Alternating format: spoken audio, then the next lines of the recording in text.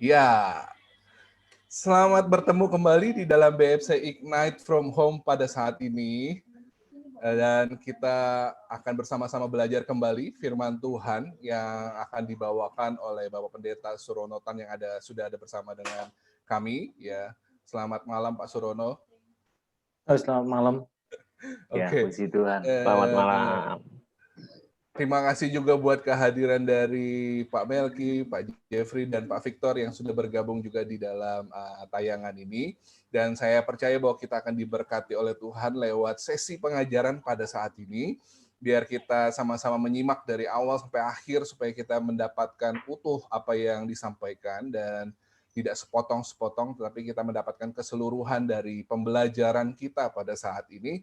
Dan juga Bapak Ibu Saudara tetap diberi kesempatan untuk bertanya jika ada yang mau ditanyakan, silakan cantumkan pertanyaan itu di live chat atau di kolom komentar, lebih tepatnya kolom komentar di YouTube channel BFC Menteng.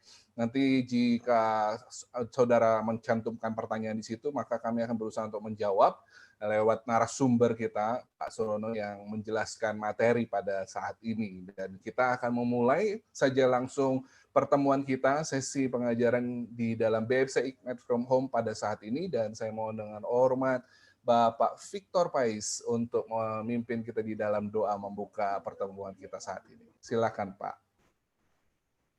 Mari kita satu di dalam doa.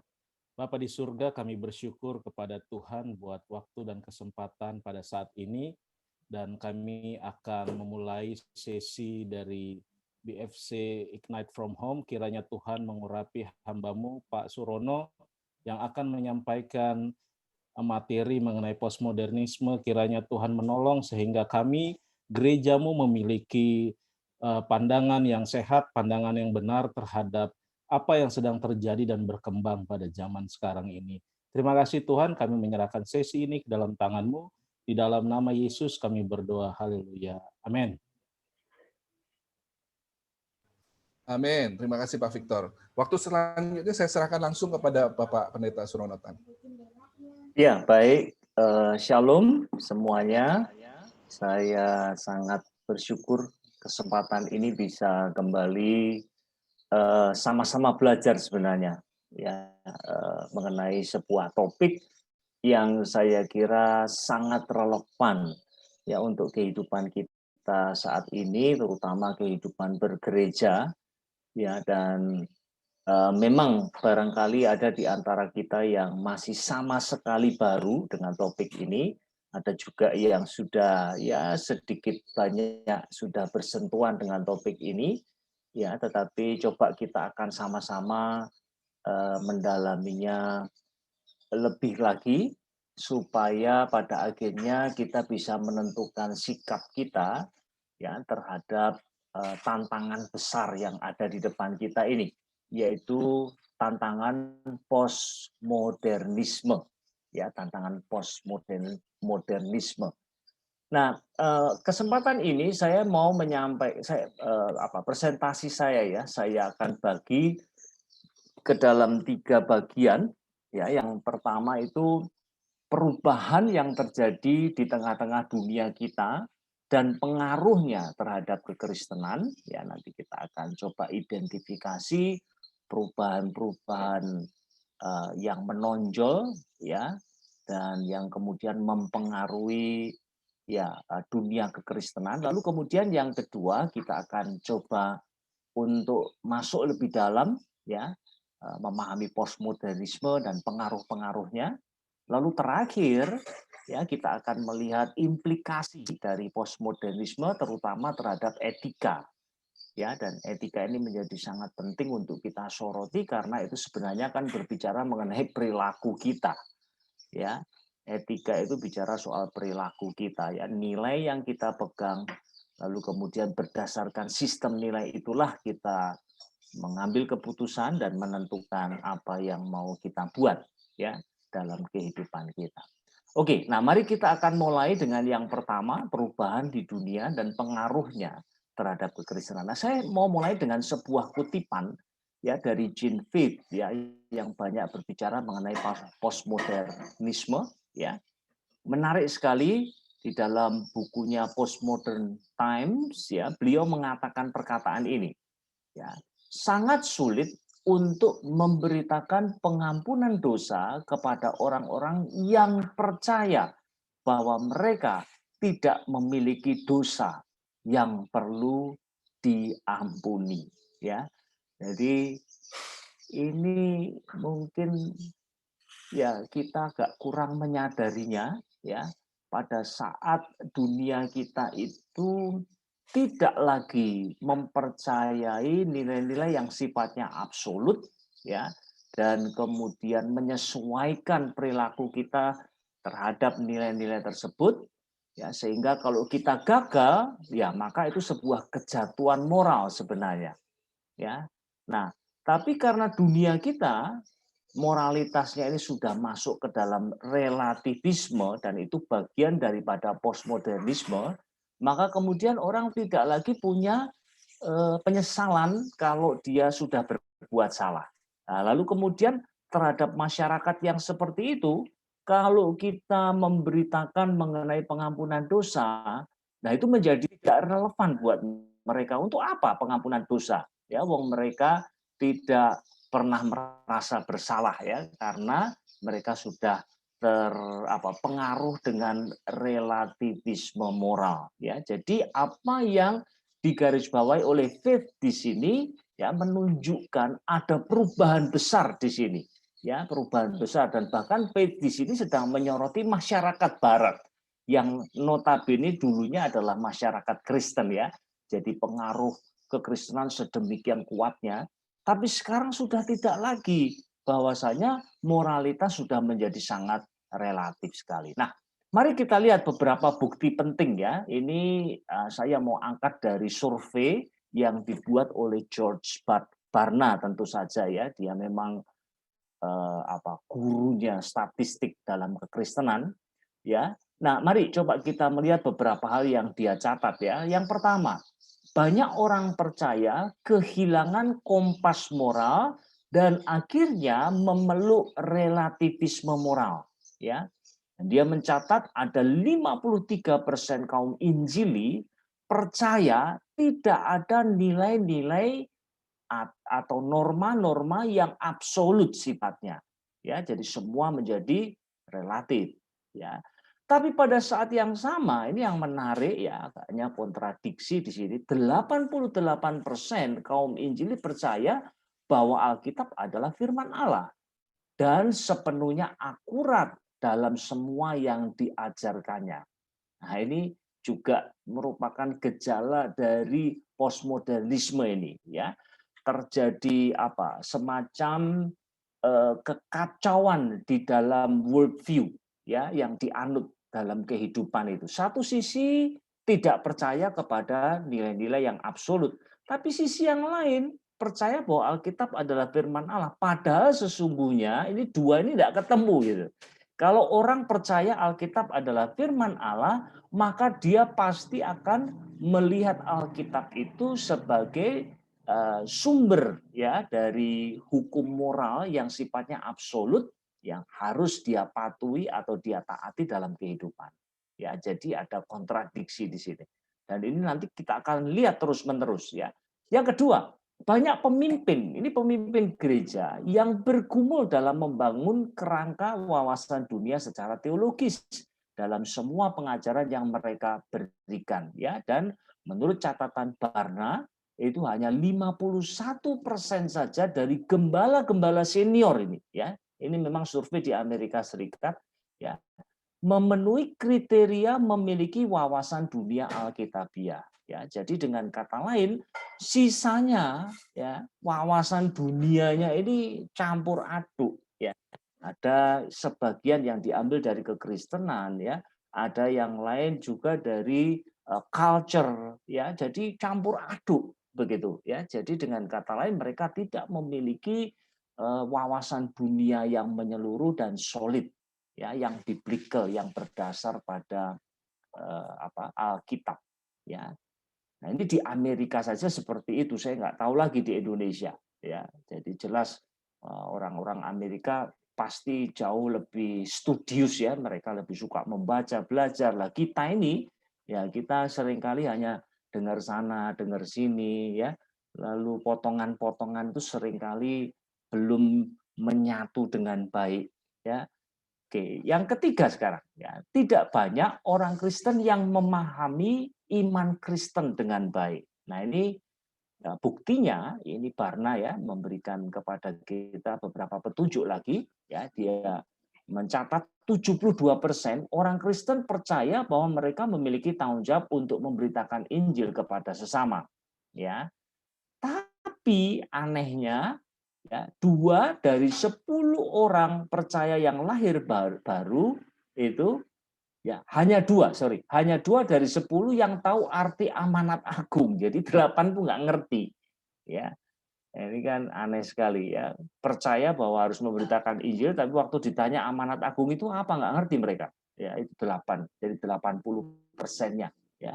Lalu setengah saja yang bisa menggambarkan isi dari Yohanes 3:16 dan 6 dari 10 yang tahu arti daripada Injil. Ya, dengan kata lain memang kekristenan di dunia barat, terutama di Amerika Serikat, itu sedang mengalami degradasi yang luar biasa. Baik secara moral, spiritual, ya, termasuk juga dalam pengetahuan Alkitab mereka itu sangat minim sekali. Ya, oke. Nah, lalu apa yang kita khawatirkan di sini ya? Maka kemudian ini yang disuarakan oleh Barna ya ketika melihat fakta di lapangan seperti yang tadi kita sudah melihat ya. Nah, kemudian dia mengatakan ini implikasinya ya, ketika mayoritas orang Kristen dewasa ya. Demikian pula juga 3 dari 4 remaja lahir baru memilih relativisme moral, maka ini gereja sedang bermasalah, ya, sedang ada dalam masalah besar. Lalu dia lanjutkan, terus berkhotbah, membawa mereka ke kelas sekolah minggu dan mengadakan PA tidak akan menyelesaikan masalah. Karena kebanyakan mereka tidak menerima prinsip-prinsip dasar yang diajarkan ya dalam khotbah, dalam PA itu, ya. Nah, kegagalan untuk menyelesaikan akar masalahnya dan menyelesaikannya dengan cepat dan persuasif akan melumpuhkan gereja paling tidak sampai generasi berikutnya dan mungkin lebih lagi ya. Jadi ini bukan masalah kecil ya, ini masalah yang bersifat fondasional. Ini berkaitan dengan pijakan ya di atas mana kekristenan itu berdiri ya. Coba bayangkan ya kalau fondasinya tidak kuat, maka apapun yang kita berikan itu tidak akan pernah bisa dibangun di atas fondasi itu ya. Jadi itu persoalan besar. Nah, sekarang pertanyaannya kenapa sih kok gereja sampai jatuh ke dalam krisis ini? Kenapa sekian banyak orang ya itu jatuh ke dalam relativisme moral ya. Nah, maka jawabannya ini terletak di Mazmur 11 ayat yang ketiga itu ya, bahwa apabila dasar-dasar dihancurkan. Nah, ini kita sedang berbicara mengenai dasar-dasar kebenaran ya. Apakah yang dapat dibuat oleh orang benar itu? Ya, tidak ada yang tersisa lagi ya. Jadi dengan kata lain kalau kita bicara mengenai isu postmodern ya, ini kita sedang bicara mengenai dasar ya yang paling menentukan sekali dalam kehidupan ya, dan dasar itu adalah kebenaran itu sendiri. Pada saat kebenaran ditinggalkan ya, kebenaran yang absolut, segala sesuatu menjadi relatif. Nah, pada waktu itulah ya gereja akan kehilangan ya kekuatannya ya dan pengaruhnya di dalam kehidupan ini ya. Nah, kalau kita melihat lebih jauh ya, saya pinjam kutipan dari Moreland di sini dalam bukunya Love Your God with All Your Mind ya, kasihlah Tuhan Allahmu dengan segenap pikiranmu ya. Dan dia mengidentifikasi bahwa di dunia barat ya itu sedang terjadi apa yang dia sebut dengan peralihan ya wawasan dunia ya, world view shift, ya. Dan dia mengatakan bahwa penyebab utama dari krisis yang terjadi saat ini, ya, adalah peralihan dari wawasan dunia Yudeo-Kristiani, ya, kepada wawasan dunia post-Christian. Nah, ini kata yang sangat penting untuk kita pahami, ya. Jangan berpikir bahwa Barat itu sekarang itu Kristen. Ya, jangan berpikir seperti itu. Ternyata Barat sudah tidak demikian, ya. Nah, mereka sudah hidup di era post-Christian. Nah, apa maksudnya di sini, ya? Nah, kalau kita melihat di kamus-kamus, ya, post-Christian society itu berbicara mengenai sebuah masyarakat, ya, yang berakar dalam sejarah budaya dan praktek-praktek kekristenan. Tapi sayangnya, ya, sekarang semua itu entah ditolak atau lebih buruk lagi dilupakan. Nah, inilah yang terjadi di Barat. Inilah yang terjadi di Barat, ya.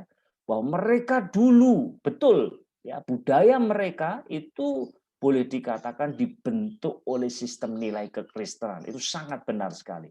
Tetapi sekarang tidak lagi, ya. Kekristenan sudah menjadi fosil, ya, sudah ditinggalkan atau bahkan dilupakan, ya.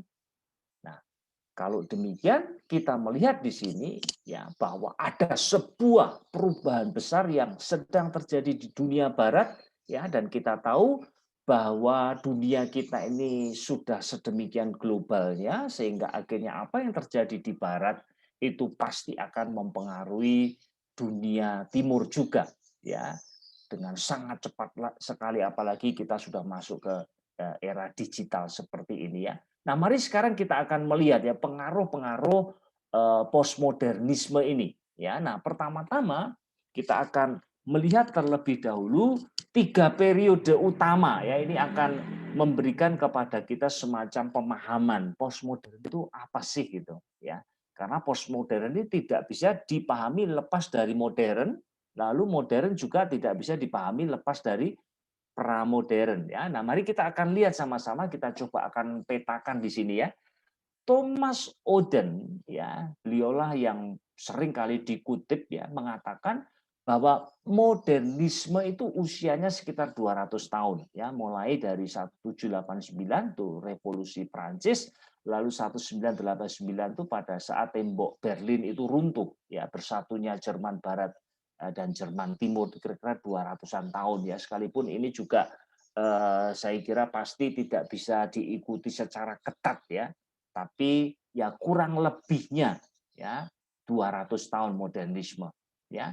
Nah, untuk kita bisa memahami postmodernisme, ya, maka kita perlu mundur kepada modern karena zaman itu selalu seperti pendulum itu, ya, swing pendulum itu, ya. Jadi pendulum itu selalu berayun, ya, biasanya, ya, dari satu ekstrim ke ekstrim yang lain, ya. Postmodern satu ekstrim, lalu postmodern ke ekstrim yang lain. Jadi itu seperti ayunan yang terus bergoyang seperti itu. Nanti setelah postmodern juga pasti akan ada yang baru lagi, ya. Nah, untuk memahami modernisme juga sama, mesti melihat kepada pramodern. Nah, mari sekarang kita akan sama-sama melihat, ya. Terlebih dahulu kita lihat pada zaman pramodern. Nah, ini zaman yang kita sebut, ya, di Barat. Ini semua kita masih bicara soal Barat ini, ya. Perkembangan worldview di Barat, ya. Nah, tentu saja yang paling tua di Barat adalah teisme itu sendiri, ya, teisme itu sendiri, ya. Allah menciptakan kosmos atau alam semesta dan Allah terus terlibat, ya, di dalam memelihara alam semesta itu, ya. Lalu kemudian gereja itu dianggap sebagai umat, ya, atau komunitas pilihan Allah. Lalu dunia itu dipanggil untuk masuk ke dalam komunitas tersebut, ya. Jadi gereja menjadi sentral sekali, ya, di sini, ya. Nah, tetapi tidak demikian pada waktu berikutnya, ya. Jadi kira-kira pada abad yang ke-18 ya, menuju ke-19 lahirlah yang disebut dengan deisme ya, deisme. Nah, kalau Saudara perhatikan di sini ya, ini kalau ini ya, ini ada apa ini? Ada anak panah yang berhubungan satu dengan yang lain ya. Jadi antara Allah yang menciptakan alam semesta itu hubungan keduanya tidak pernah terputus ya. Jadi selanjutnya terus Allah memelihara ya melalui providensianya ya alam semesta ini terus diatur, dipelihara, dijaga oleh Allah. Kalau deisme, Allah hanya diakui saat penciptaan saja. Ya, jadi Allah menciptakan alam semesta, lalu tidak ada hubungan di antara Allah dengan alam semesta ini. Ya, jadi sebenarnya Allah sudah mulai ditinggalkan di sini, cuma masih dengan cara yang sopan gitu, masih nggak enak hati sama Allah gitu. Ya, itu jadi itu sebelum ya sebelum kemudian kita masuk ke dunia modern. Nah, begitu masuk ke dunia modern, ini yang kita sebut dengan worldview naturalisme. Perhatikan di sini ya, Allah yang tadinya sudah dipandang begitu jauh dan tidak lagi terlibat dalam pemeliharaan alam semesta, maka di sini sudah dicoret sama sekali. Kalau di sini masih diakui saat penciptaan, kalau di sini sudah dicoret sama sekali. Ya, jadi yang ada hanyalah yang natural. Nah, ini kira-kira berlangsung 200 tahun seperti yang dikatakan oleh Thomas Oden itu, ya. Nah, dengan begitu, maka kemudian gereja tidak lagi menempati posisi yang unik, yang khas, yang khusus ya di dalam rencana Allah, tetapi gereja hanya semacam klub sosial saja yang tidak lebih tidak kurang seperti klub-klub sosial yang lain. Ya, sama, setara begitu. Ya, jadi tidak ada yang istimewa dengan gereja. Ya.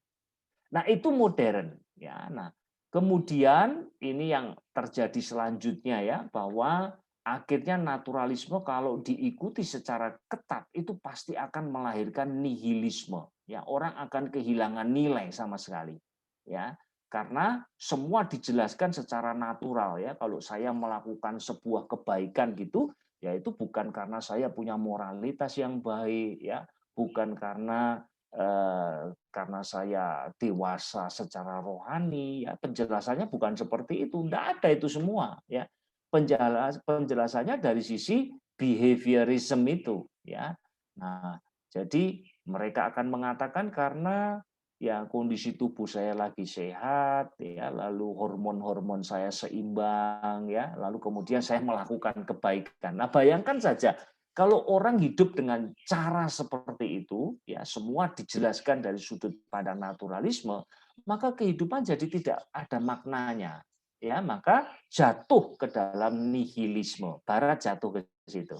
Nah, supaya bisa bangkit dari nihilisme, maka lahirlah yang disebut dengan eksistensialisme. Nah, ini ketika orang kemudian menciptakan nilai untuk dirinya sendiri dan kemudian ya dihidupi sendiri. Gitu. Ya, itulah eksistensialisme. Saya menciptakan nilai untuk diri saya sendiri, saya hidup sesuai dengan nilai-nilai yang saya pegang. Itu eksistensialisme. Ya. Nah, coba kita melihat sekarang ya. Lalu apa yang kita bisa katakan tentang modernisme di sini? Nah, maka sebenarnya pada akhirnya modernisme itu membawa kita kepada apa yang sebenarnya ini dimulaikan ya oleh Hume dan Kant ya. Gagasan-gagasan filosofis mereka itu sangat mempengaruhi cara berpikir orang-orang di Eropa, di mana pada masa modern atau pada zaman modern ya maka orang Barat itu pikirannya terbentuk ya dan kemudian menjadi sangat empirical sekali ya empiris apa yang bisa dilihat apa yang bisa diuji coba ya dari situlah kita bisa mendapat kebenaran. Tapi kalau kita ngomong soal agama, soal Allah, ya, maka agnostik mereka, ya, mereka akan sangat skeptis sekali, ya. Bagaimana mungkin kita bisa mengenal Allah? Tidak ada cara untuk mengenal Allah. Wong Allah itu tidak bisa dilihat, tidak bisa disentuh, tidak bisa diuji cobakan, ya. Jadi kesimpulan mereka ya, pengetahuan itu ya hanya bisa dapat kita peroleh melalui indera-indera kita. Di luar itu termasuk pengetahuan tentang Allah, maka itu jelas tidak mungkin ya. Jadi pengetahuan, pengenalan akan Allah itu tidak akan mungkin kita dapat ya. Nah, akibatnya Alkitab pun akhirnya hanya dipandang sebagai semacam ya sebuah kitab yang bermanfaat ya untuk menjadi penuntun dalam kehidupan saya, terutama penuntun dalam mengambil keputusan moral ya atau kehidupan spiritual. Tapi kalau ngomong soal Allah sendiri, bisa nggak saya mengenal Allah? Nggak mungkin, ya nggak mungkin. Tidak ada cara untuk kita bisa melakukan itu. Nah, itulah Barat. Nah, itu sebabnya ya pada masa modern sungguh ya tidak ada tempat untuk hal-hal yang bersifat supranatural, termasuk ya pribadi daripada Allah itu sendiri kemudian dicoret ya dari kamus kehidupan. Nah, sekarang kemudian kita melihat di era postmodern. Nah, disinilah kemudian ya reaksi besar itu terjadi, ya reaksi besar itu terjadi. Kalau di sini Allah itu dicoret sama sekali, maka di sini dikembalikan. Allah itu dikembalikan, ya.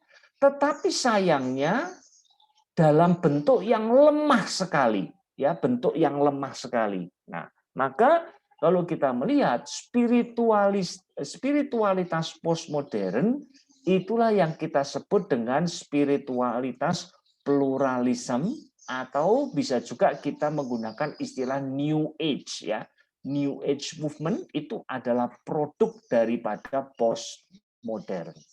Nah, di sana sekalipun Tuhan itu dikembalikan, tetapi bukan seperti Tuhan yang kita pahami dalam teisme pramodern.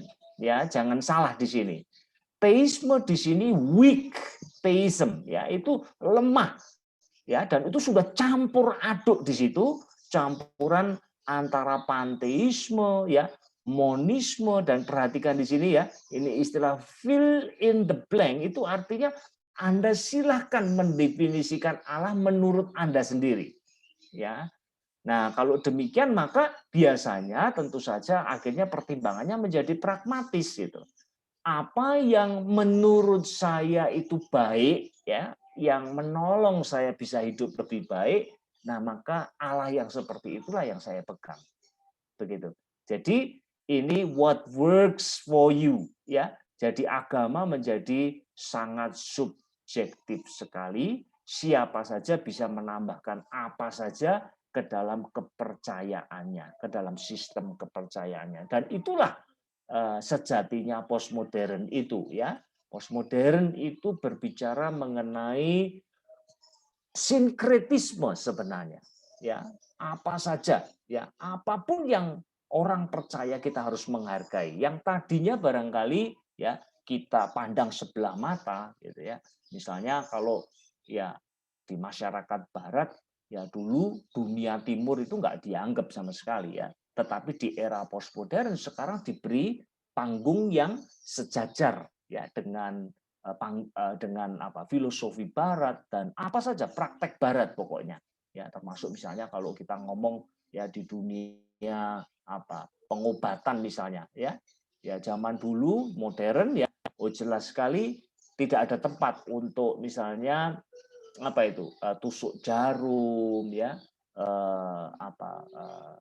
pengobatan herbal dan sebagainya, tidak ada tempat. Tetapi sekarang ini ya maka obat-obatan paten barat itu disejajarkan dengan ya mungkin jamu godokan dari China dan sebagainya ya. Dan saya pernah ngobrol dengan suami dari ipar saya ya. Dia orang bule asli, tinggal di San Francisco ya. Waktu saya tanya kepada dia, "Yuk kalau sakit pergi kemana?" gitu ya. Lalu saya kaget sekali, dia katakan dia pergi ke Chinatown katanya. Loh, apa yang Chinatown ya? Dia beli obat itu yang rebusan itu. Nah, ini kan aneh sekali ya. Dan itu hanya terjadi pada era postmodern. Kalau era modern tidak mungkin ya, tidak ada tempat untuk dunia timur dan produk-produk timur ya, apalagi dipandang sebagai sebuah solusi ya, itu tidak mungkin. Tapi sekarang bahkan di rumah sakit maju ya, di negara-negara di Eropa seperti di Belanda pun ya, kalau ada orang pasien kanker maka mereka pun ditawarkan yoga misalnya ya, untuk memanage rasa sakit yang mereka derita itu ya. Dan ini semua adalah gambaran dari postmodernisme sebenarnya ya. Oke, jadi di sini apa ini gambarannya, ini apa namanya, seperti sarang laba-laba begitu ya, satu dengan yang lain saling mempengaruhi dan tidak ada yang lebih tinggi satu dengan yang lain ya.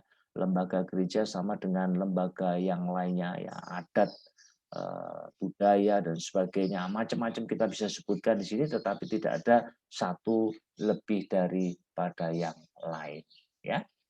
Nah,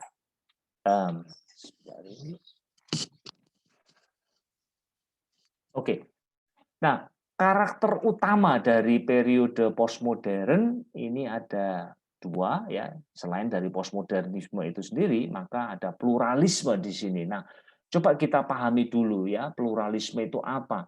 Ya, pluralisme sebenarnya simpel saja ya, sebuah paham yang menyejajarkan semua agama ya. Semua agama itu sama benarnya ya, punya bagian dalam kebenaran itu sendiri ya. Jadi biasanya gambarannya adalah seperti ini ya. Kalau apa namanya, orang buta itu memegang gajah gitu ya, tergantung bagian mana yang dia pegang gitu ya. Kalau bagian telinga ya barangkali kok seperti kipas gitu ya, atau apapun ya. Ya, yang pegang perut ini kok seperti drum gitu. Nah, kira-kira ya, religious pluralism adalah seperti itu. Jadi inilah kebenarannya gajah itu sendiri ya, kebenaran menyeluruhnya di situ. Nah, kemudian Taoisme mengajarkan kebenaran ya yang ada di sini ya. Buddhisme mengajarkan kebenaran, tapi itu semua bagian dari satu kebenaran yang sama ya, monism ya, satu kebenaran yang sama.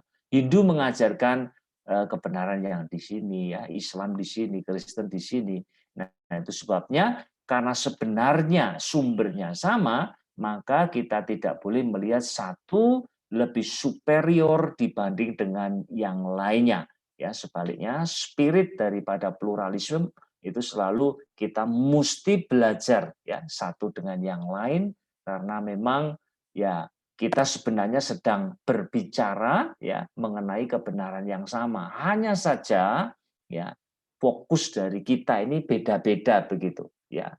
Sehingga akhirnya kalau kita mau belajar satu dengan yang lain, nah akhirnya kita akan melihat kebenaran secara keseluruhan ya.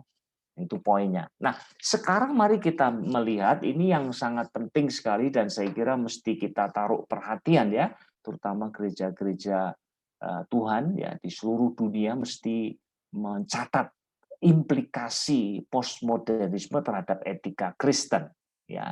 Nah, yang pertama ya, bahwa tidak ada lagi kebenaran yang bersifat objektif.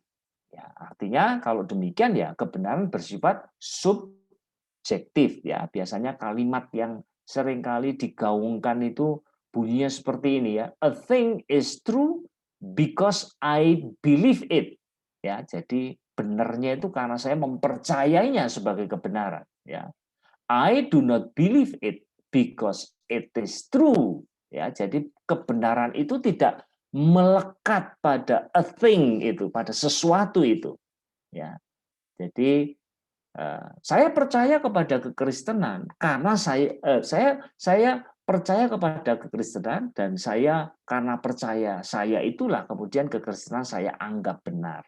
Tapi bukan karena kekristenan benar maka saya percaya, bukan begitu. Ya, jadi artinya benar atau tidak itu tergantung pada orang yang melihatnya. Ya, biasanya juga dengan cara lain diungkapkan begini ya. Truth is in the eyes of the beholder. Ya, kebenaran itu di mata orang yang melihatnya. Kalau saya mengatakan salah ya salah, kalau saya katakan benar benar. Tapi kebenaran itu tidak melekat ya pada sebuah keyakinan ya, sebuah praktek, tidak, tetapi bergantung pada cara saya melihatnya ya, perspektifal di sini. Ya. Nah, etika kalau kita sudah meninggalkan absolutisme ya, dengan kata lain tadi ya, bahwa tidak ada kebenaran yang objektif, maka akhirnya pasti kita akan jatuh ke dalam etika yang relativis ini ya, atau relativisme ethics ya. Nah, disinilah ya prinsip dan kebenaran moral itu betul-betul dianggap relatif sifatnya ya. Karena itu dipandang sebagai produk dari sebuah budaya ya, sebuah lingkup sosial, lalu menghasilkan nilai-nilai ya, dan dipegang oleh orang yang ada di bawah budaya tersebut ya. Nah, karena budaya di dunia ini banyak, maka sistem nilainya juga banyak gitu. Lalu apakah satu lebih tinggi daripada yang lain? Tidak. Ya. Kenapa? Karena ini produk budaya. Ya. Jadi sifatnya tetap harus relatif. Ya. Jadi ini asumsi-asumsinya bahwa tiap masyarakat punya moralitas, nilai-nilai ya, sistem nilai yang berbeda satu dengan yang lain. Ya.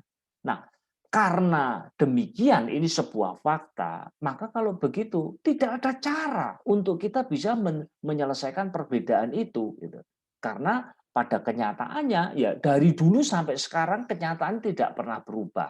Ya, masing-masing budaya punya sistem nilai yang berbeda-beda. Ya.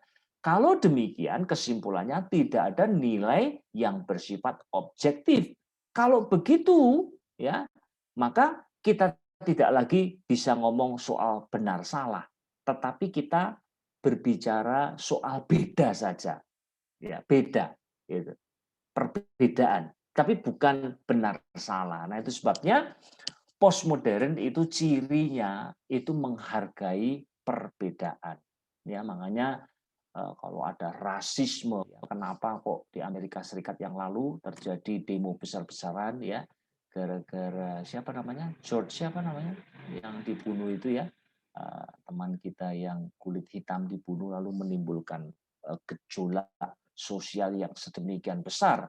Ya, jangan lupa ya, masyarakat postmodern sangat sensitif sekali terhadap perbedaan ya, dan menghargai perbedaan itu adalah sebuah virtue ya, kebajikan yang mereka junjung tinggi ya. Itu dia ya. Oke. Nah, kemudian ya sebagai dampaknya ketika orang mulai meninggalkan kebenaran yang objektif, maka tidak heran ya, ini tahun 2000 berapa ya? 2011 atau 2013 mungkin ya.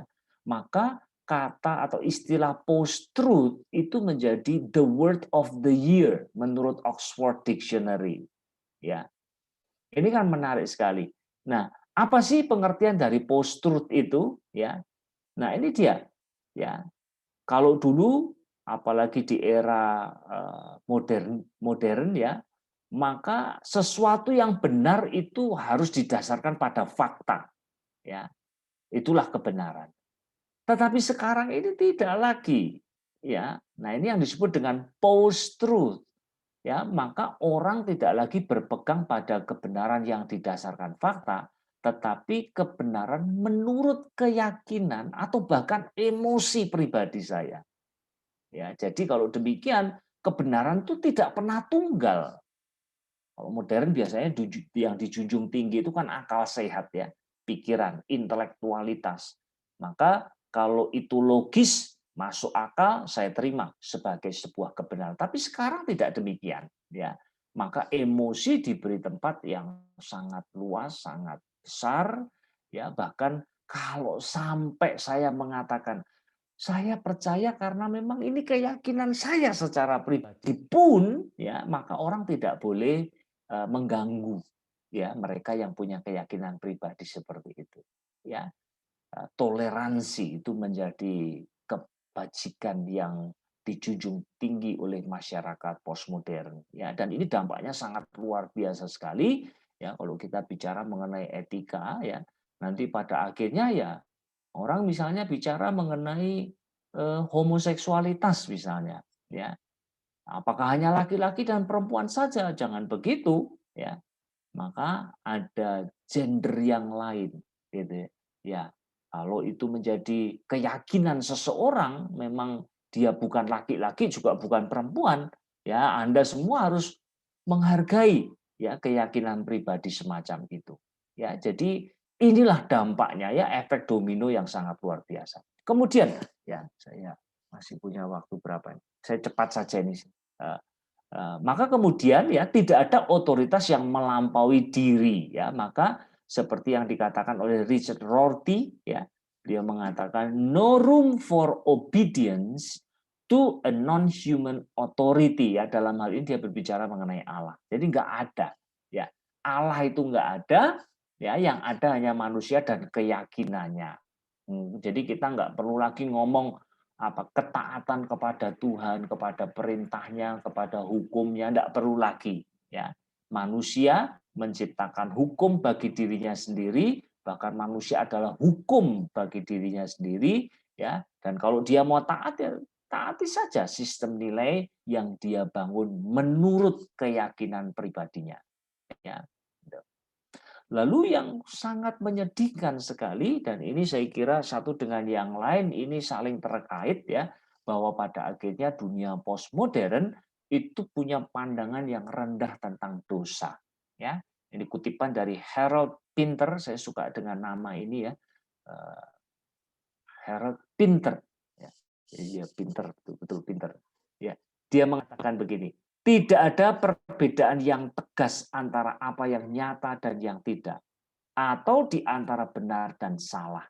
Sesuatu tidak harus benar atau salah. Ia bisa saja benar dan salah. Nah, coba perhatikan di sini ya. Sudah, ini tidak bisa. Pokoknya ketika kita meninggalkan norma-norma yang bersifat absolut, akhirnya moralitas, etika menjadi sangat subjektif, menjadi sangat relatif sekali. Apa yang saya anggap benar, mungkin bagi Pak Jeffrey, Pak Lukas belum tentu benar, ya. Jadi itu sebabnya mari kita saling menghargai, ya. Kalau Anda katakan benar, ya anggaplah itu kebenaran menurut keyakinan Anda sendiri, tapi jangan memaksakan itu untuk saya, gitu. Nah, itulah ya yang terjadi di sini, ya. Oke, nah sekarang pertanyaannya, bagaimana sikap kita sebagai orang percaya di tengah-tengah perubahan zaman yang telah membawa kita semakin jauh dari kebenaran ya, kebenaran menjadi tidak penting. Sebabnya ada seorang penulis yang mengatakan esensi dari postmodern itu adalah the death of truth ya, kematian dari kebenaran itu sendiri ya. Nah, sekarang kalau kemudian orang tidak lagi hidup di atas dasar norma-norma yang absolut, maka kekristenan harus bagaimana? Ikut arus? Oh tidak. Justru sebaliknya kita harus menegakkan etika yang didasarkan pada nilai-nilai yang mutlak seperti yang tertulis di dalam Alkitab. Ya. Atau bahasa yang lain kita menegakkan etika yang berorientasi pada kebenaran. Ya. Nah, kita harus ingat bahwa kekristenan punya berita yang unik. Bukan karena dia membawa kita kepada suatu pengalaman yang luar biasa, tetapi karena kekristenan itu sendiri adalah benar. Nah, ini pijakan yang sangat kuat. Ya. Dan sebenarnya kalau kita melihat ya, postmodern itu boleh dikatakan kalau kita tinjau secara filosofis ya, sebenarnya itu self-defeating ya. Tidak bisa dihidupi sebenarnya. Dia akan mengalahkan dirinya sendiri.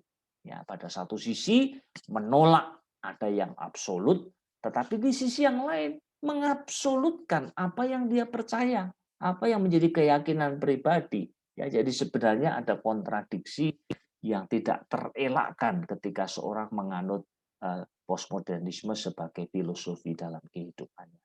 ya. Oke.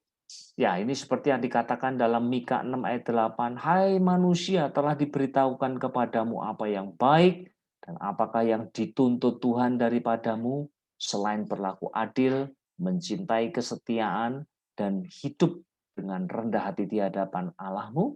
Ya, jadi dengan kata lain coba kita melihat di sini ya, bahwa Allah sendiri telah memberitahukan ya kepadamu apa yang menjadi tuntutan dari Allah itu sendiri. Ya, jadi dengan kata lain kalau kita bicara soal moralitas, ya Tuhan sudah mewahyukan ya kebenarannya yang pada gilirannya ya Dia ingin supaya kita hidup berdasarkan standar kebenaran yang Beliau nyatakan kepada kita.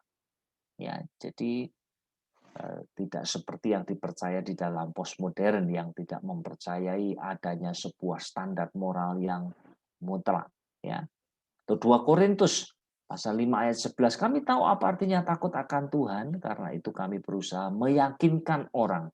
Ya, bagi Allah hati kami nyata dengan terang dan aku harap hati kami nyata juga demikian bagi pertimbangan kamu. Nah, saya mau menggarisbawahi kata meyakinkan di sini.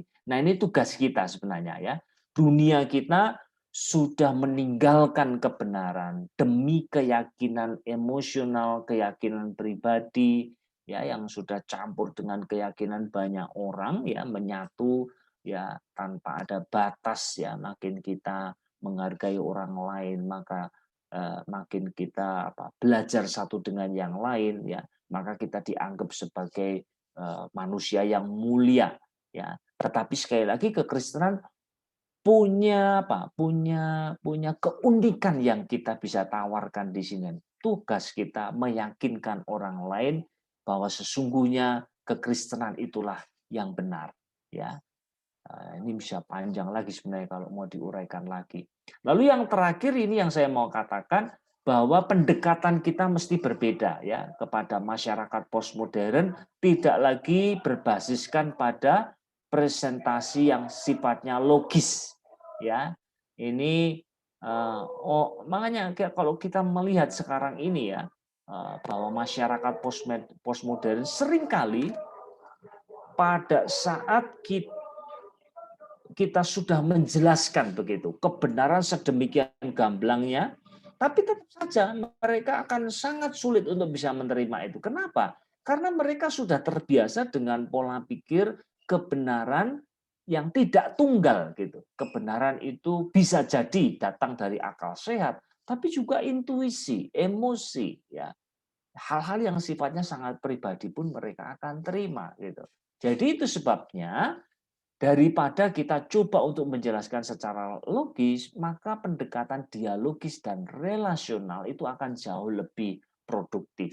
Ya, seperti yang dikatakan oleh Dennis McCallum, ya dia mengatakan begini, hubungan itu menjadi lebih penting di dunia postmodern daripada era-era sebelumnya. Menunjukkan kasih, kehidupan yang seperti Kristus dan pengalaman kuasa Allah menjadi sangat penting dewasa ini. Tapi ini seharusnya meneguhkan dan mengilustrasikan kebenaran Injil, bukan menggantikannya. Ya, tetap saja kita harus mengklaim kebenaran ya di dalam Injil Yesus Kristus, di dalam kekristenan. Tetapi yang lebih penting daripada itu adalah menghidupkan Injil itu melalui teladan kehidupan kita. Ya, oke. Ya, saya kira itu yang saya bisa bagikan di sini. Silakan kalau mungkin ada interaksi.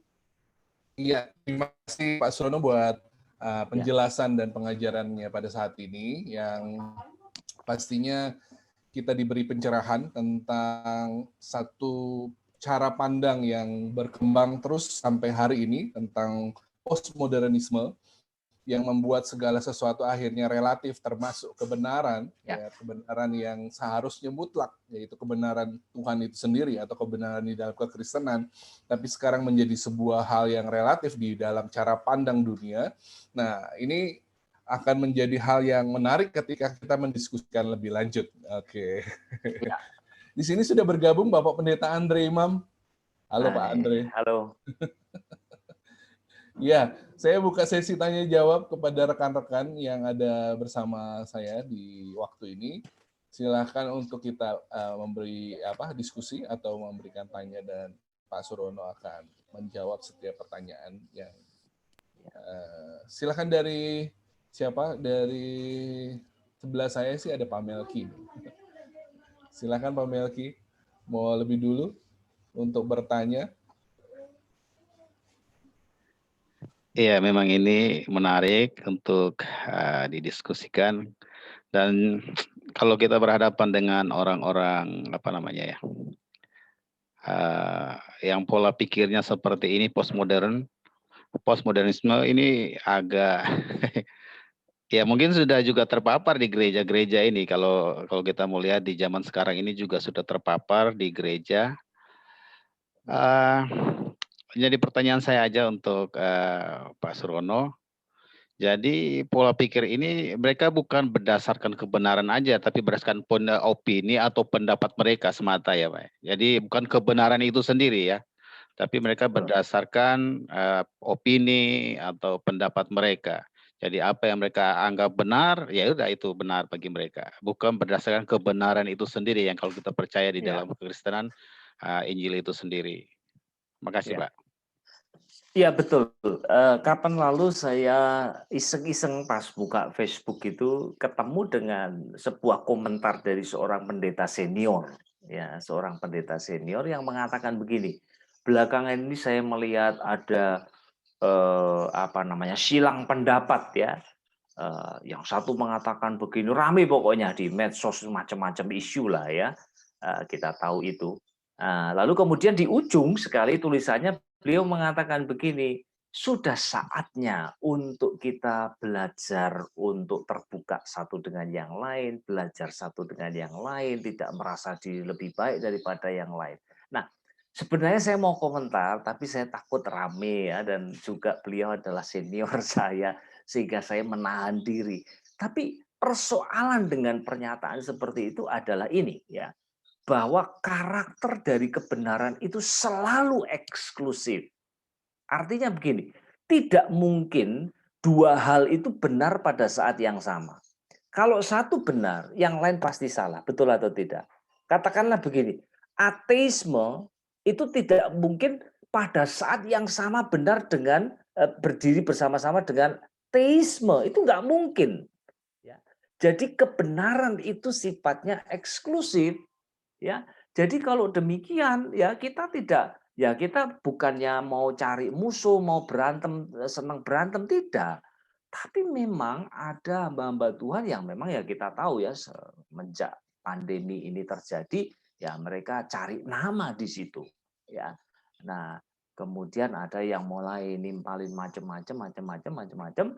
Nah, kemudian ya sudahlah, kita jangan sok benar, jangan nyala-nyalain orang, terima saja sama kita sejajar ya, kita nggak boleh salahkan satu dengan yang lain, menghakimi orang. Nah, sebenarnya hal yang seperti itu justru menunjukkan kita sudah larut ke dalam semangat postmodern gitu. Karena kebenaran ya dilihat tidak lagi secara objektif tetapi secara subjektif. Ya. Jadi kira-kira seperti itu Pak Melki, sebagai contoh saja. Betul, saya kira ini sudah merasuk sekali ya. Semangat postmodern itu sangat kuat mempengaruhi gereja Tuhan ya dalam banyak hal. Ya, terima kasih Pak Melki buat pertanyaan dan Pak Surono yang sudah menjawab. Ya. Mungkin juga kalau seandainya kita mengkaitkan dengan ranah penginjilan hari-hari ini buat gereja, bisa jadi ya artinya postmodernisme itu merasuk di dalam gereja sehingga penginjilan tersebut pun akhirnya menjadi sesuatu yang tidak ada lagi semangat atau gregetnya, betul nggak sih Pak Surono?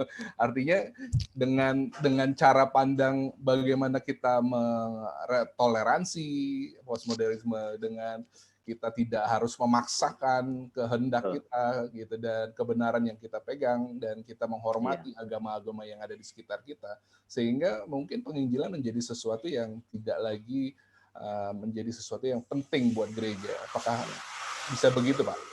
Betul. Jadi saya kira memang itu satu hal ya, satu sisi gitu, bahwa gereja kemudian menjadi lunak, menjadi kurang agresif katakanlah begitu dalam penginjilan, dalam misi ya. Nah, ini sudah terpengaruh oleh spirit dari religious pluralism yang tadi kita sudah singgung ya, bahwa sebenarnya semua agama sejajar ya, dan semua agama itu punya bagian kebenarannya masing-masing ya. Kalau begitu jangan kemudian kita mencoba membawa seseorang dari satu kepercayaan-kepercayaan yang lain ya. Biarkan mereka dalam kebenaran mereka sendiri gitu. Nah, itu satu sisi.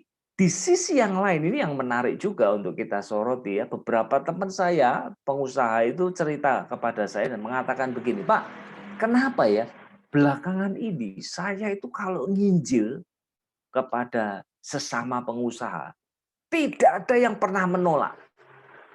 Nah, ini kan menarik kan. Tapi kemudian saya tanya, loh, tidak menolak itu berarti menerima. Terus kemudian jadi jemaat di satu gereja, menjadi orang percaya yang komited. Apakah demikian? Oh ya, tidak juga gitu. Jadi ya ini semangat postmodern lagi ya. Kalau modern tuh hitam putih. Iya, enggak gitu. Ya. Terima enggak begitu. Kalau postmodern karena sifatnya yang inklusif ya, yang merangkul semua gitu. Maka orang ditawari apa saja iya gitu loh. Apalagi orang Jawa mungkin. Tambahin kalau orang Jawa. Jadi iya, menerima, didoakan mau, tapi diajak ke gereja suruh ikut ini itu enggak mau mereka. Ya, mereka Nah, jadi makanya saya sering tanya kalau saya ada diskusi mengenai postmodern, sebenarnya mana yang lebih susah?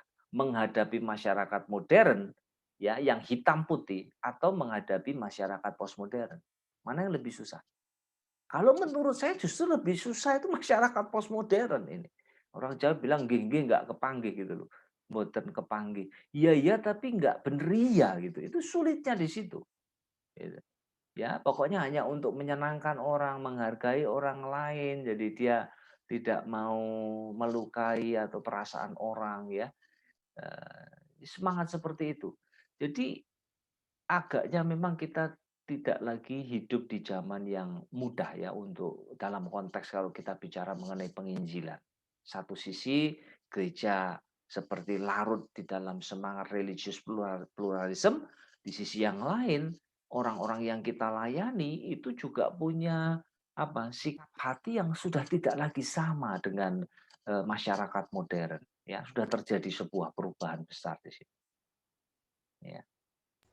Ya, oke. Luar biasa. Terima kasih, Mas Rono. Mungkin yang lain bisa bertanya, Pak Andre Imam dulu boleh ya, Pak Andre Imam.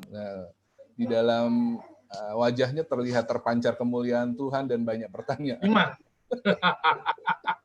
Terima. Pastor Surono, shalom. Ya, halo, shalom. Pastor Andre. Ini dengar Pastor Surono sharing memberkati kami. Nah, ini saya ada banyak pertanyaan, tapi 2. Nggak cuma 2 sih ya pertanyaan. Jadi gini, Pastor. Kan memang postmodernisme sudah tidak bisa ditahan dalam karena eranya sudah terjadi. Nah, dampak terbesar itu kalau dilihat, Pastor ya, apakah ada usia itu mempengaruhi, Pastor? Misalnya kalau yang senior mungkin akan lebih, yang tadi Pastor bilang ada modern dan postmodern. Nah, apakah kelompok usia tertentu yang lebih kepada pengaruh postmodernisme ini, Pastor? Satu itu. Terus yang kedua adalah bagaimana dengan, kan sekarang lagi tren, sebenarnya tidak tren hari ini tapi sudah cukup lama, dengan istilah free thinker itu, Pastor.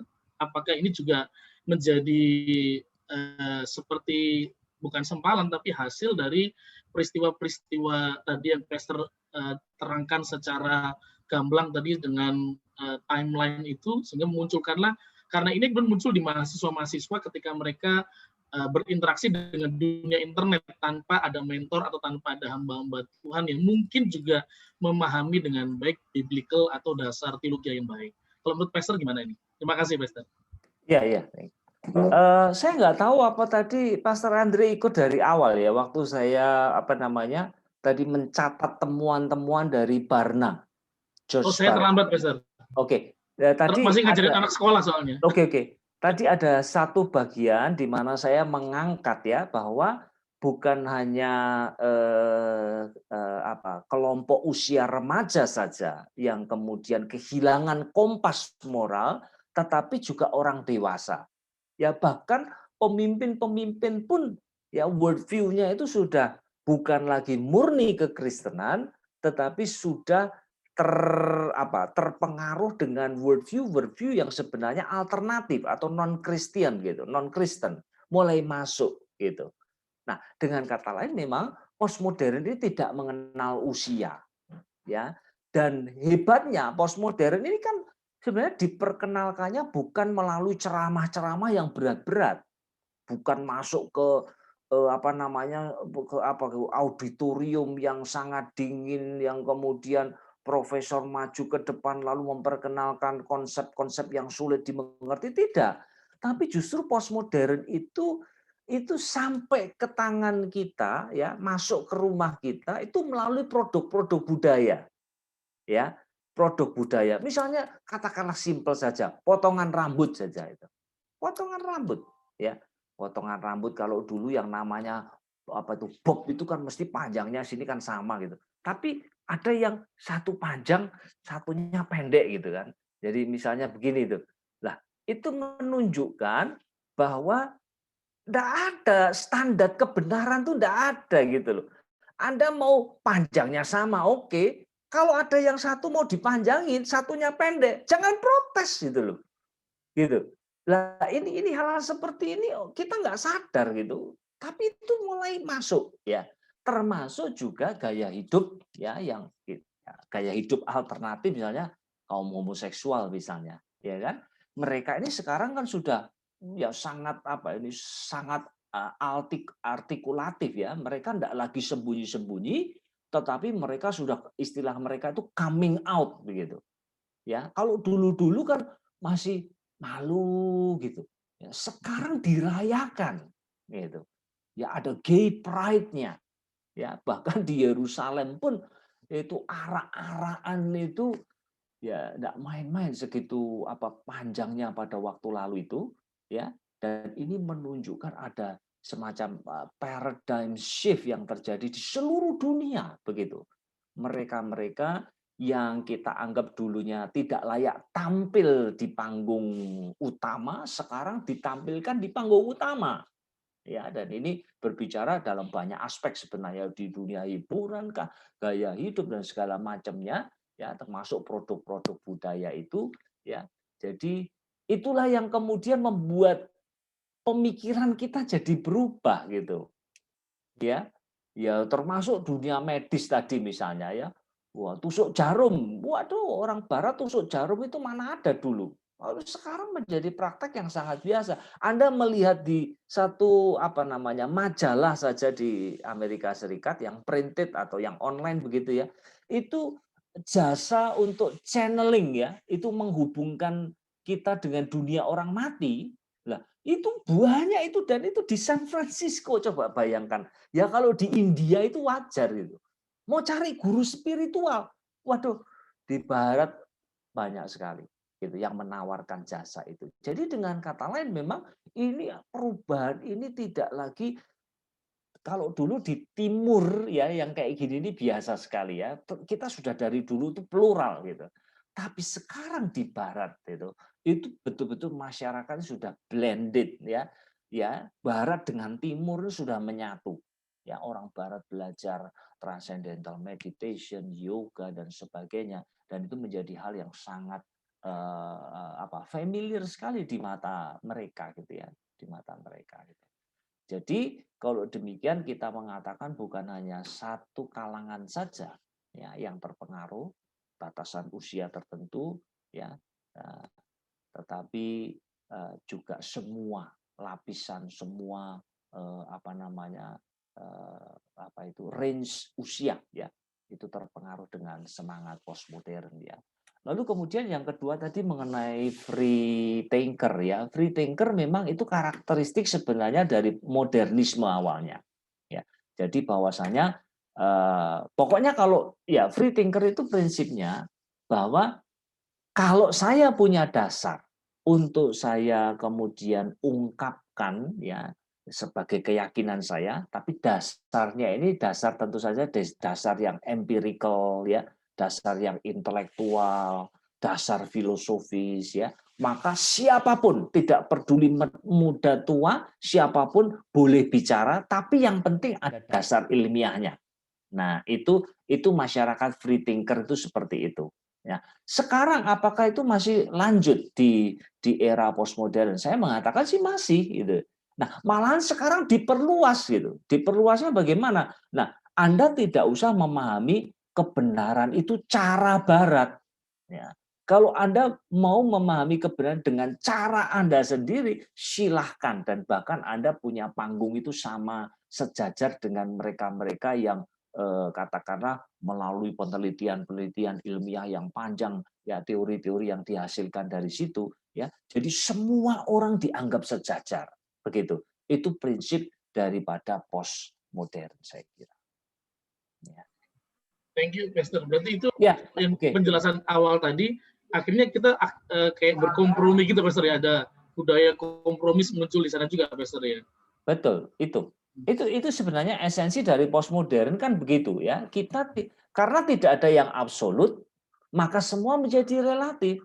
Nah, karena semua relatif, berarti tidak ada satu lebih baik daripada yang lain.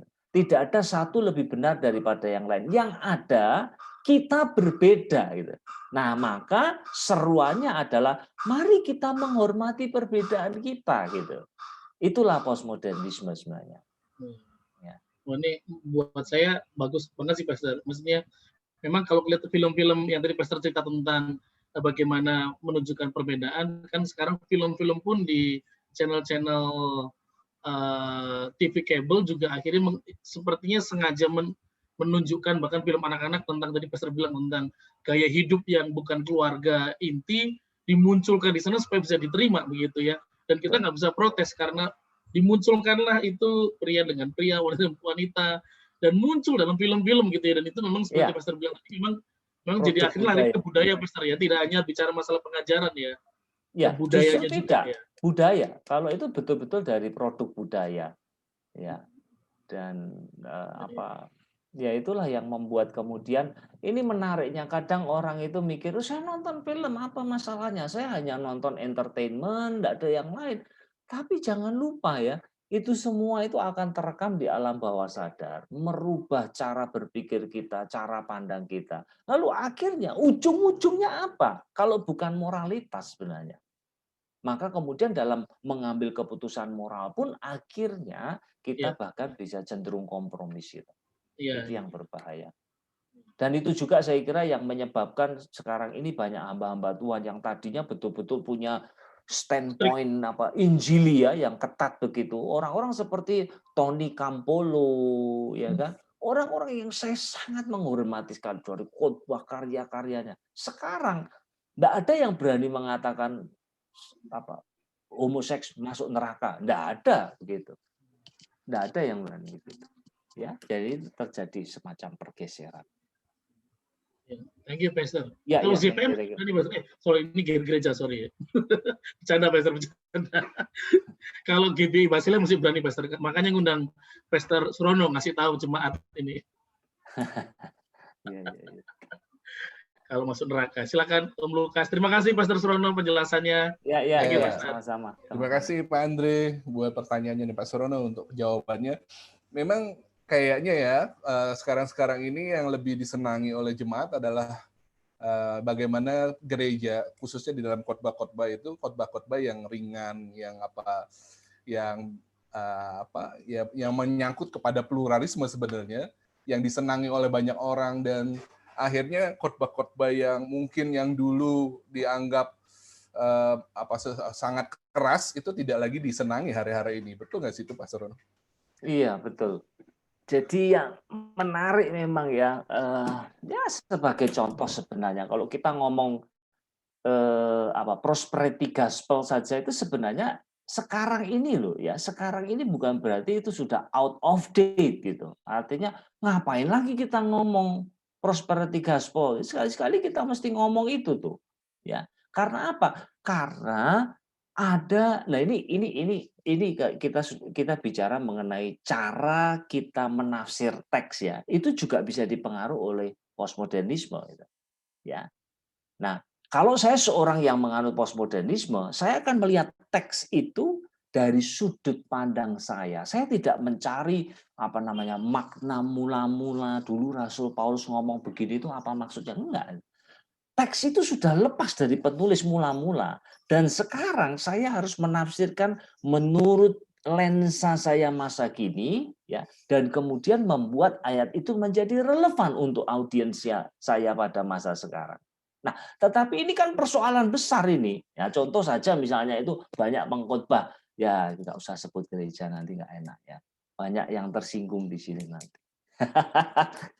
Misalnya itu ya, wah, benih yang jatuh itu akan tumbuh dilipat kali gandakan 100, 60, 30. Nah, kalau kita lihat kan jelas-jelas itu ayat itu tentang perumpamaan tentang penabur. Dan benih itu dijelaskan oleh Tuhan Yesus itu bicara soal firman gitu. Jadi dengan kata lain, yang 100 yang punya kekuatan untuk bermultiplikasi sampai 160, 30 itu adalah firman yang berkuasa itu. Nah, itu seringkali kita kan kaget ya. Kita nasihati orang hanya ngutip ayat saja kok. Ternyata hidupnya diubahkan. Itu apa kalau bukan kuasa firman? Lah, tapi kemudian dipelintir-pelintir ya kan jadi investasi investasi kerajaan Allah itu. Ya kan? Memberi kamu pasti lipat gandakan 160, 30 kali. Lah itu adalah cara penafsiran tipikal postmodern sekali. Ya. Nah, ini yang sangat berbahaya sekali, menyesatkan. Ya, menyesatkan sekali. Ya. Ya. Ya, ini menjadi awasan buat para pembicara di GB Basilia Menteng khususnya. Kalau di GB Basilia Menteng pasti bagus, Pastor. Karena kalau enggak diomelin pendeta ini soalnya. Oke, thank you Pastor sekali. Karena pastor itu diomelin para ya. Pak Victor, silakan Pak Victor mau bertanya. Udah nggak sabar nih. Menarik memang pembahasan ini dan saya melihatnya justru dari kesempatan-kesempatan Pak. Karena kalau di modern kan lebih mengutamakan logika intelektual, kalau di postmo justru lebih mengedepankan rasa. Dan saya melihat gereja Pentakosta karismatik memberikan ruang bagi emosi itu jauh lebih banyak ketimbang gereja-gereja Injili. Ya. Nah, kemudian apakah sejauh mana gitu kita melihat kesempatan ini bisa kita gunakan di dalam pelayanan kita Pak khususnya, sehingga memberikan ruang bagi emosi itu tetapi tetap dengan dengan benar. Apakah juga kemudian kata sesat atau tidak sesat itu masih laku gitu dalam konteks posmo seperti ini. Dan kemudian yang kedua Pak, saya juga sebenarnya membaca yang tulisan dari senior itu Pak. Saya mau komentari juga cuma ya karena senior jadi kita harus hormatlah begitu ya. Nah, tapi kemudian saya lihat ada lagi pendeta dari gereja Injili justru memberikan sebuah gebrakan baru yaitu dengan menikahkan pasangan beda agama. Lalu yang menarik adalah dia mengatakan bahwa hukum di Indonesia sebenarnya tidak melarang itu. Dan kemudian ada yang memunculkan ayat gelap dan terang tidak bisa bersatu. Lalu saya teringat seperti yang tadi Pak Surono bilang mengenai gajah, ilustrasi gajah itu sebenarnya kita melihatnya dari cara pandang yang berbeda saja. Jadi kalau kita merabanya dari telinga ya jatuhnya seperti telinga. Lalu pada akhirnya apakah ini menjadi sebuah kompromi terhadap iman Kristen ataukah kita sejauh mana gitu Pak kita sebagai orang Kristen bisa berdiri tetap dengan nilai-nilai Kristiani yang sehat gitu, Pak, yang benar lah. Kira-kira begitu, Pak. Iya, jadi saya nggak tahu apakah bisa dijawab dengan sebuah jawaban ya, kena ketiga-tiganya tadi. Tapi kira-kira begini, memang gereja-gereja Pentakosta karismatik itu adalah aliran teologis yang mengikuti ya kuadrilateralnya John Wesley ya. Jadi ada 4 unsur. Nah, yang satu itu adalah ya Alkitab, tradisi, akal, dan satunya ini pengalaman. Nah, pengalaman ini melibatkan perasaan tentu saja ya. Nah, ini jadi ada ruang untuk kita berteologi berdasarkan pengalaman kita termasuk perasaan. Nah, sebenarnya tidak ada yang salah ya dengan perasaan, tentu saja tidak ada yang salah. Tapi kriteria perasaan tidak boleh dijadikan kriteria tertinggi untuk kita menentukan benar atau salah. Ya, perasaan ini kan fluktuatif ya. Kalau kita pas lagi mood baik ya mungkin kelihatan ya nggak ada masalah. Tapi begitu moodnya jelek bisa jadi berubah gitu kan. Jadi fluktuatif, nggak bisa dipegang gitu perasaan itu. Nah, maka kemudian ada standar yang lebih tinggi daripada itu. Nah, di sinilah sebenarnya kita mau melihat kekristenan itu sebagai sebuah worldview yang unik dibanding worldview yang lain gitu. Ya. Ya, jadi artinya ada kebenaran yang dinyatakan kepada kita melalui Kristus ya. Ini kita ngomong soal wahyu khusus ya. Kristus ya sebagai cahaya kemuliaan Allah yang seutuhnya, lalu juga melalui kebenaran firman Tuhan. Jadi kalau demikian maka ukuran utama untuk kemudian kita membangun sebuah doktrin ya, untuk kemudian dijadikan standar ya, mengukur sebuah perilaku benar atau salah, itu harus firman yang tertulis.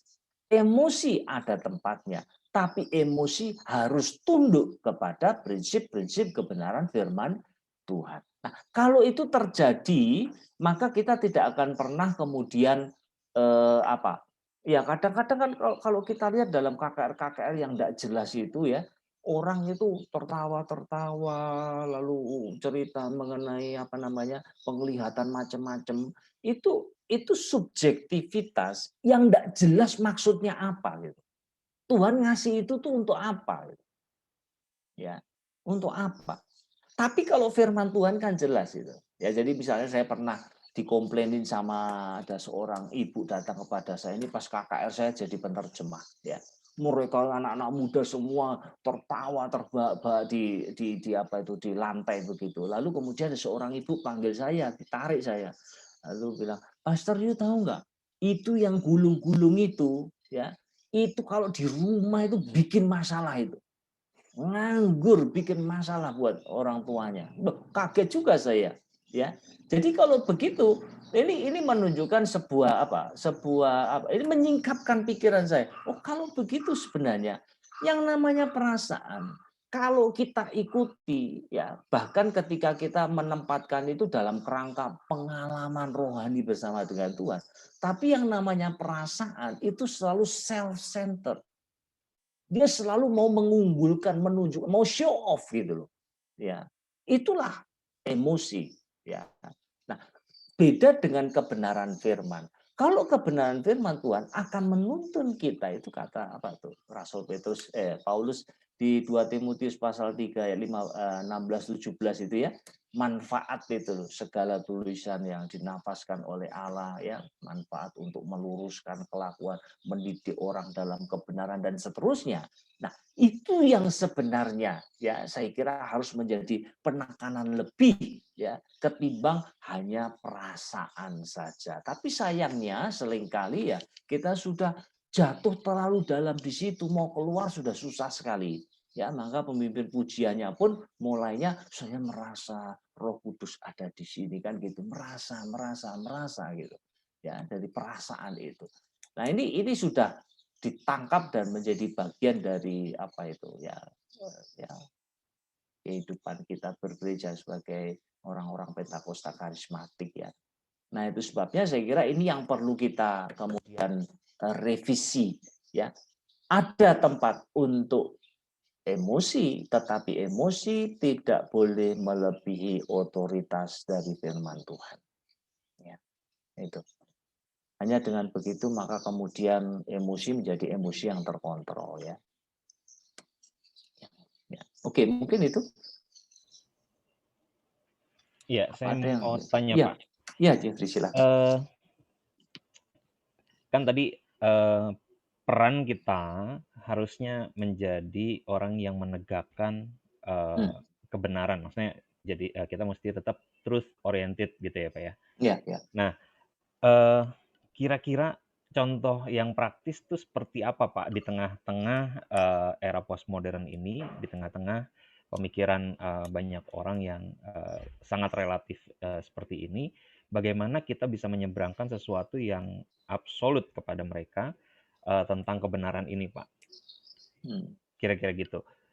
Dan kedua, kalau misalnya diperhadapkan kepada hukum di tengah-tengah masyarakat era postmo seperti ini,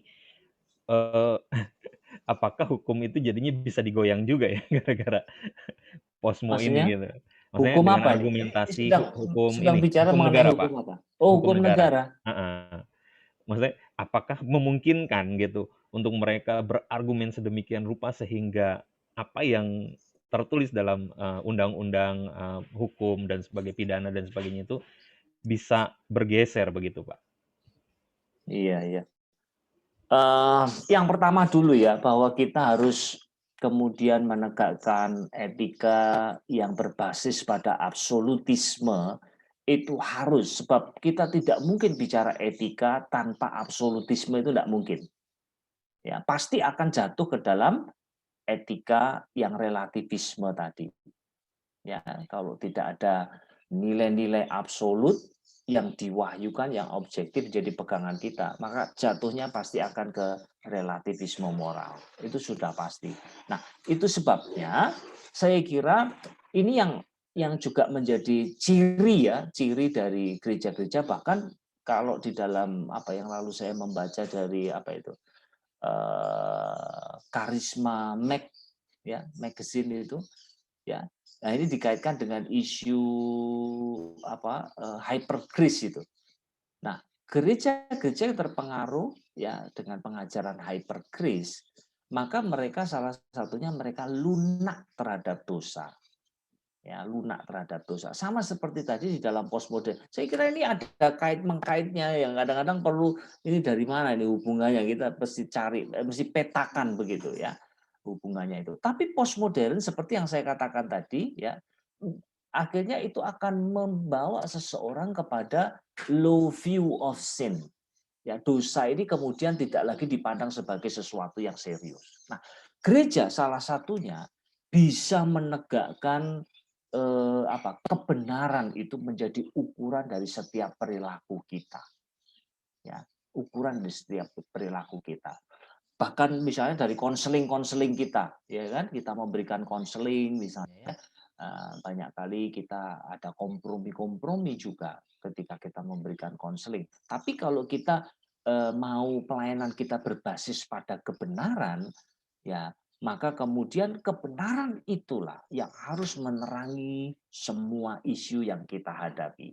Ya, jadi kalau mau digambarkan, sebenarnya saya sering menggunakan segitiga begitu ya, segitiga ini dalam pengambilan keputusan. Yang di atas tuh hukum ini hukum Allah, ya, hukum Allah yang tidak berubah. Lalu ada diri, lalu ada situasi. Nah, tiga-tiganya dipertimbangkan. Tapi tetap yang jadi panglima itu adalah hukum, kebenaran yang absolut itu. Nah, ini yang harus menjadi kerangka ya dalam semua situasi kehidupan dan pelayanan yang kita hadapi, ya apapun isunya, tetap kerangkanya harus seperti itu. Ya. Lalu kita ngomong soal pernikahan dan perceraian, apa dasarnya? Hukum dulu harus nomor 1 gitu. Nah, nanti kemudian tapi hukum ini tidak tutup mata kepada situasi yang sedang dihadapi. Lalu orang-orang yang terlibat di dalam kasus tersebut itu juga harus diperhitungkan. Nah, pada akhirnya nanti akan membawa kita kepada keputusan yang bukan hanya alkitabiah, tetapi juga mempertimbangkan unsur-unsur kemanusiaan, ya, situasi yang sedang dihadapi itu penting sekali, gitu. Jadi itu yang pertama tadi. Lalu kemudian yang kedua tadi apa ya? Tentang hukum negara, Pak. Apakah mungkin bisa Hukum negara. digoyang? Nah, jadi ya kalau prinsipnya sih sebenarnya hukum itu selalu akan jadi panglima ya. Jadi ini hukum ini bisa jadi ya yang pertama itu adalah hukum Allah itu sendiri. Tetapi juga dalam Alkitab dikatakan bahwa pemerintah adalah hamba daripada Allah. Ya. Sehingga hukum-hukum yang diset oleh pemerintah itu pun juga harus menjadi seperangkat hukum yang kita harus taat kepadanya. Jadi kalau soal hukum itu sih saya kira mungkin tidak akan pernah berubah, ya, tidak akan pernah berubah. Penyesuaian mungkin iya, tetapi saya kira kalau ini dalam kaitan dengan postmodern mungkin saya kira kok nggak ke sana arahnya gitu ya, nggak ke sana arahnya. Ya, kalau betul mau diterapkan sebenarnya postmodern itu ya seperti kita main game entah apa sepak bola tanpa wasit, ya kan, tanpa aturan. Jadi pasti akan chaos gitu. Makanya saya selalu mengatakan filosofi postmodernisme kalau mau ketat loh ya, kalau mau ketat dihidupi pasti akan chaos. Hidup seseorang pasti akan chaos. Gitu. Ya, kacau. Ya. Jadi kelihatannya cara terbaik untuk menginjili di era postmodernisme ini lewat ini ya Pak ya, dengan cara persuasif gitu ya Pak ya. Hubungan, relasional. Ya. Supaya mereka sepakat dengan kita gitu. Maksudnya ada satu kalau bisa dibilang jadi kelompok kita gitu ya, baru kita bisa menyeberangkan Injil ke mereka gitu ya. Betul. Dan mereka jadi menghargai kita gitu ya. Ya, jadi kita tidak hanya menawarkan kebenaran, tetapi kita menunjukkan hidup di dalam kebenaran itu seperti apa. Nah, itu akan sangat menarik sekali buat masyarakat postmodern. Sebab masyarakat postmodern ini sebenarnya masyarakat yang sakit hati sebenarnya. Yang begini, kan ceritanya postmodern itu kan Barat dulu ya, Barat berpikir bahwa apa yang ditemukan di Barat, penemuan-penemuan hebat itu akan menyejahterakan ya masyarakat Barat dan semua problem kehidupan bisa diatasi. Kenyataannya tidak begitu. Gitu. Teknologi maju, ilmu pengetahuan maju, mereka saling membunuh. Perang Dunia Pertama ya muncul ya, dan itulah yang kemudian membuat orang berpikir kalau begitu ya ini padahal dunia Kristen ya. Wah, kalau begitu kekristenan nggak bisa jawab ini. Mungkin jawabannya itu ada di timur gitu. Nah, maka orang barat kemudian pada hijrah ke timur untuk belajar transcendental meditation juga. Tapi kenyataannya harganya terlalu mahal gitu. Terlalu mahal. Cara berpikirnya beda sekali. Orang barat ya masuk ke dunia timur cara pikirnya lain sekali gitu. Sehingga akhirnya ya itulah pada akhirnya orang lari ke New Age movement, itu betul-betul agama tanpa tuntutan. Nah, disitulah kemudian orang-orang Barat ya merasa feel at home saja karena dia nggak harus lepas jubah Baratnya ya untuk kemudian menjadi seorang New Ager gitu. Ya. Oke, saya kira itu. Ya. Ya, terima kasih. Apakah ada lagi yang lainnya mau bertanya lagi dari rekan-rekan sebelum kita akan closing? Rasanya sudah cukup pertanyaan-pertanyaannya. Iya, sudah sangat jelas apa yang sudah disampaikan dan materi yang sangat menarik untuk kita bisa pelajari lebih lanjut ya tentu ya dalam hal kita memahami cara pandang postmodernisme di masa di mana kita hidup dan bagaimana kita tetap mempertahankan keabsolutan kebenaran dari Alkitab dan kita tidak berkompromi dengan dosa. Itu saya menarik sekali dengan kutipan dari Pak Harold Pinter yang sebenarnya kurang pinter. yang dia ya apa artinya dia sedang Ya. berkompromi kan sebenarnya dengan kebenaran itu sendiri, dan kita harus tetap memegang teguh kebenaran yang apapun yang terjadi, karena itulah yang seharusnya menjadi sebuah yang absolut yang kita pegang seumur hidup kita, dan biar kita menjadi orang-orang yang tetap bisa memegang kebenaran, tetapi kita tetap bisa membangun relasi dengan orang-orang yang lain dan menyeberangkan kebenaran itu lewat sikap yang kita tunjukkan kepada mereka. Demikian ya kira-kira. Dan kita akan mengakhiri pertemuan kita. Terima kasih Pak Surono buat Ya, sama-sama. pengajarannya hari ini. Terima kasih Pak Andre, Pak Jeffrey, Pak Victor, dan juga Pak Melki yang sudah bergabung. Dan saya mungkin langsung minta kepada Pak Surono boleh memimpin untuk doa dan untuk menutup pertemuan kita saat ini. Ya, baik, kita satu hati dalam doa. Bapa di dalam surga, kami berterima kasih karena sungguh Tuhan kami disadarkan kembali bahwa dunia kami saat ini sedang berubah. Dan kami menyadarinya perubahan itu bukan ke arah yang lebih baik, tetapi semakin jauh daripada apa yang Tuhan harapkan. Itu sebabnya kami mohon, kami sebagai hamba-Mu ya Tuhan, supaya kami semua juga jemaat Tuhan yang akan menyaksikan dialog ini, biar kami semua bisa memahami perubahan ini pertama-tama, lalu juga siap, ya, bukan hanya untuk mengerti kebenaran-kebenaran yang ada di dalam kekristenan yang kami anut, tetapi lebih daripada itu menghidupinya, sehingga pada akhirnya kehidupan kami akan menjadi berkat untuk sesama kami. Terima kasih Bapa dalam surga.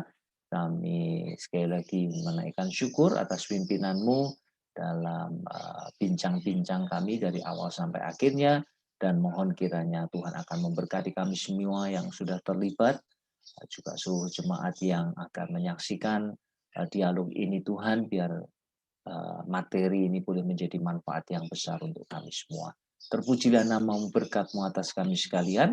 Kami berdoa demi nama Tuhan kami Yesus Kristus. Amin. Amin. Amin. Ya, terima kasih buat Bapak Ibu Saudara yang sudah join Ya, di dalam thank you. Thank you. Mas Surono. Ya, sama-sama. Tuhan Yesus memberkati. Memberkati.